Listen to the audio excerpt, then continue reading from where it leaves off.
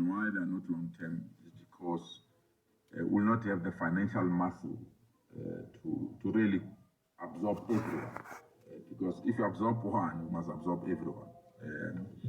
But we don't have that financial muscle. But we said, and that's the point that I want to emphasize, we said, while we are still developing long, sustainable jobs, there are people that must survive today, tomorrow. And because they need to survive today and tomorrow, you can't say continue to suffer. We are still putting plans and ideas. And we felt that we can provide that stopgap. The Premier of Gauteng, Panyaza Lesufi, speaking about the Nasi Ispani program. What do you think about Nasi Ispani? Do you think that it was just an election gimmick? Do you think that it really is creating jobs? And do you think it should continue? All of those Lesufi-led government programs. Send us a WhatsApp voice note. Let me know what you think. 12:30, time for Eyewitness News headlines. Thanks, Mandy. Good afternoon. The Hawks have raided another suspected illegal military firearm training camp in Limpopo. Officials seized several licensed firearms, rifle pistols, and ammunition at the camp located on a farm in Modimolle. The Hawks say no one has been arrested so far, but investigations are underway to determine what activities were taking place on the farm. Some residents in Riverlands and Chatsworth outside Malmesbury have been advised to remain on high alert as a fourth retention dam overlooking the area continues to leak. The warning follows the burst of 3 retention dams in the area yesterday, rendering 220 people without a roof over their heads. Local officials are currently locked up in a meeting to find solutions to the crisis. And Ekurhuleni Mayor Dr. Xhakaza is set to visit the family of late legendary actress Connie Chiume this afternoon. The veteran thespian died earlier this week at the Netcare Garden City Hospital in Johannesburg. Her family says at the time of her passing, she was recovering from a medical procedure. Condolences continue to pour in following the news of her passing. The film industry has lauded her as a consummate professional who has gone above and beyond to impart on the next generation of artists. Those are the headlines this Eyewitness News and more at 1 or as it happens. EWN Sport. Anthony Shader, when we came on air, I said the 4x400 men didn't. There was a lot of protest about people who actually did put in work, Tabo, and they were not paid. We covered the protests. The people, they were saying that the communication they got from their superiors is that the money is coming, carry on working.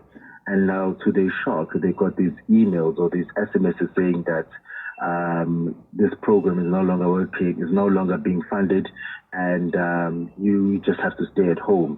So a lot of a breakdown in communication, not enough communication being handled from the top to the bottom. And as I said, the Premier obviously taking a whole lot of responsibility. But I do have to say this, Tabo, he was at pains to say that these programs, they were not obviously an election gimmick, because obviously that's what he's been accused of by especially opposition parties in Gauteng, saying that after the elections he's dropped these people. But the Premier obviously saying that these were not election gimmicks. There's a reason for why this program has stopped, and that reason is because national government has stopped funding it. And they said that there were about 311 Nasi Ispani employees that had not been paid. The thing is, so I'm not really sure what that is in reference to, because the Nasi Ispani, it also includes those, remember Panyaza? Oh, yes. The Gauteng Crime Prevention Water. Yes. So it has a couple of, I think about 5 or 6 categories within it. About 100,000 people are employed under the Nasi Ispani program. 5 of these categories are under the provincial government, and 2 of those, this obviously includes the Teacher's Assistant program and the Crash No Lover program. Those are funded by the national government. So what we got from the provincial government is that it is those ones that are funded by the national government where there are issues, because obviously the provincial government needs to wait for money from national government before they can actually pay people.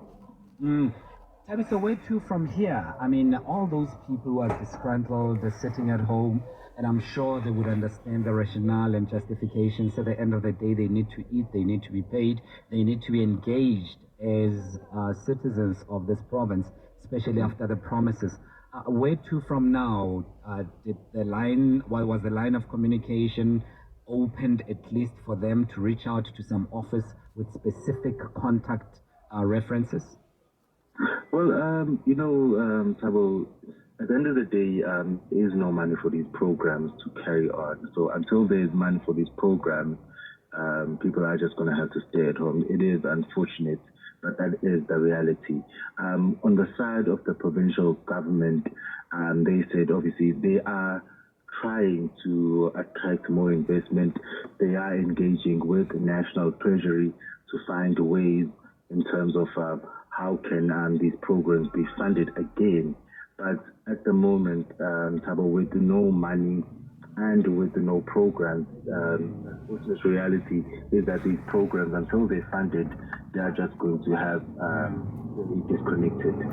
But then this speaks to the issue of preparation, planning, and a strategic arrangement that the Gauteng government didn't have all of that in place prior to the election. So when some people accuse them of electioneering and using this particular program as an electioneering tool, it's not far from the truth, because if they had planned properly and if they had gone into thorough preparation, they would have known that this can be sustained. Yes, yes, and 100%, Tabo, and it is a valid criticism. It's something that opposition parties in Gauteng have been saying, that these programs are not necessarily sustainable, and it is something that you do have to question, that during the election period, these programs were funded, whether it was the provincial government or national government, they were being funded.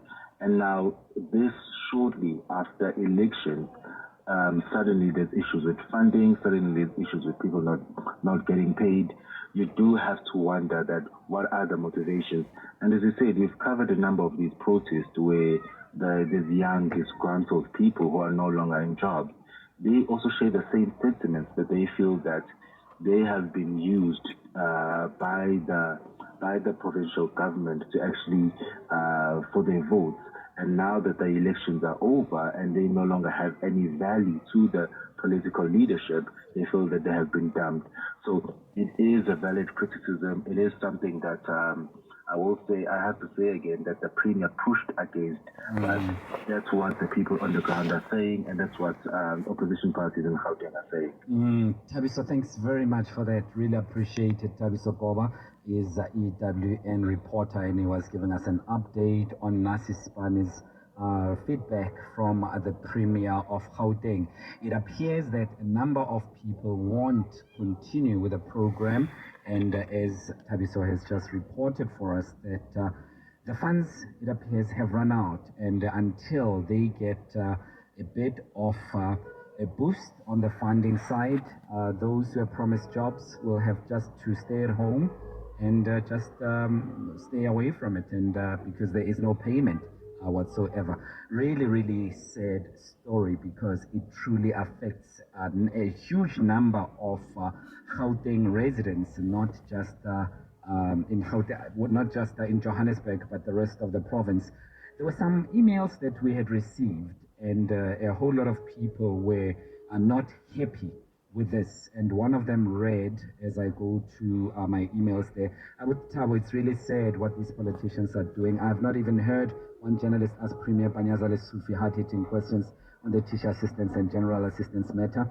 The Premier said we will be employed forever. Just this year, early, when he invited us to the stadium, yet the next day, the 31st of July, our contracts are ending. The contracts ended in June, and we're given a 1-month extension. I want to find out from you, did you attend that event at the stadium? Are you one of the candidates who really applied for this program? What was your experience, good or bad? I'm not just fishing for bad ones. Good or bad, what was your experience? It could be that you are still working. It could be that it helped you along the way. or it could be that you are one of those people who were not lucky, and this has created a bit of chaos. So there were promises that were there, yet not fulfilled. And what should be done? What should be done? Unemployment amongst young people. It's a very, very, very serious issue that we can't play games with.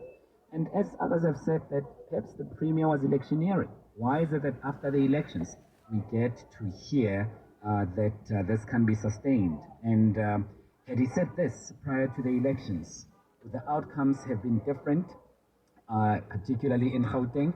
I'd really love to know from you. 011-883-0702. Alternatively, your voice messages and your text messages to 072-702-1702. On Twitter, at Radio702. My handle, at IamFreeTSM. I said Twitter, and it's actually X. It's exactly 3:30. And time for Mongezi to tell us what's happening on the latest Eyewitness News headlines. Mongezi, good afternoon. I'm told that you will be touching on the Gauteng Education MEC Madume Chilwane story. That's right, Tabo. Good afternoon. Well, Madume Chilwane has called on the driver of the bikie, which allegedly rear-ended a scholar transport vehicle in Carltonville, to take responsibility for his involvement in the tragedy. Gert van Emmenes is accused of culpable homicide following the death of 11 pupils in the accident. The children and the driver lost their lives in July after the scholar transport was hit by van Emmenes' bikie, sending the minibus taxi spiraling and eventually catching ablaze. Yesterday, 10 of the victims were laid to rest at the Volkville Cemetery after an emotional funeral service attended by at least 300 people. Speaking on the sidelines of the funeral service, Chilwane says Van Emmenes needs to be transparent and allow the law to take its course. So I don't know how he believes that getting the top lawyer can get him out of this. We were sitting, we're bearing 11 kids here. And it's said that he's not even showing any remorse. To this, Ekurhuleni Mayor Dr. Panyaza is set to visit the family of late legendary actress Connie Chume this afternoon. The veteran thespian died earlier this week at the Netcare Garden City Hospital in Johannesburg. Her family says at the time of her passing, she was recovering from a medical procedure. Ekurhuleni Mayor acting spokesperson Ramatolo Tlotling. Executive Mayor Alderman Kosindipile Kagaza to visit the family of the internationally acclaimed actor to convey his condolences. The visit is set to take place as follows: 9 August, venue at the Chume family. In the Western Cape, wet and windy conditions are expected to continue throughout the long weekend, with 3 more cold fronts on the way. South African weather forecaster Lehlohonolo Thobela says one of 4 cold fronts has already made landfall in Cape Town. Cold weather is expected from today, with the minimum in Cape Town today being 11, the maximum expected to reach 14. Now we also have impact-based warnings, also especially for the southwestern parts of the country today. Firstly, it's damaging winds and waves that are expected between Alexander Bay all the way to Plettenberg Bay. Thobela says the rainy conditions will continue along the west coast, where we've already seen flooding earlier this week near Malmesbury. We also have disruptive rain that is expected along the west coast of the Western Cape province, also covering areas around the city of Cape Town, all the way to the northwestern parts of the west coast. Absorbing young people into the mainstream of the economy, making sure that they are paid, there's work that they do in order to reduce unemployment amongst young people. And the results are not as great. And we heard from Thabiso Goba earlier on that actually a number of young people may have to sit this one out as there are no funds to continue. So I asked, are you one of those people? Have you experienced Nasi Ispani? 011-883-0702. Katleho, you are giving us a call from Joburg. Hi, Katleho. Yes, how are you, Tabo? I'm free, Katleho. How's it going? I'm good, thanks. I'm one of the people who are participating in the program. Now, Tabo, what's really sad is that the program has come to an end. And remember, the Premier in February at the stadium, he said in his own words that we will be employed forever, and he said we should go and tell even our families that the poverty is over, we are going to get the salary, we are employed forever. Now, Tabo, it's surprising that just in June, our contracts came to an end. then they were extended for just 1 month. So the question is, if the Premier stood there at the stage, there were buses, we were going to stadiums, there was this whole thing going on. Now they are saying there's no funds. How come? Because for me, I believe that before you could announce such a thing, you would have to know that there's already money in place.